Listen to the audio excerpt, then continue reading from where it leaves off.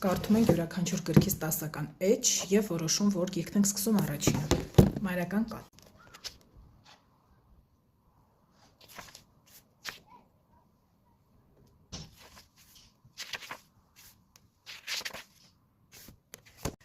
Մի աղջկա կյանքի պատմություն է, ով դառնում է սեփական մոր խնամակալը, թե ինքը կցանկանար հոգատարության մեջ ապրել։ Գիրքը շատ հետաքրքիր է։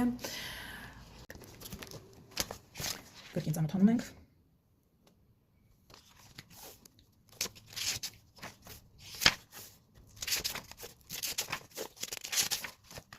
Ուշացած կյանքը մի մարդու պատմություն է, ով իմանում է, որ ինքը անբուժելի հիվանդ է և որոշում է իր որդուն նամակ գրել,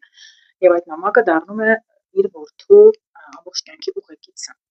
Իրականում սա ևս շատ հետաքրքիր էր, բայց երևի թե սա արդեն կհասցնեմ, որ կազմեմ ուշացած կյանքի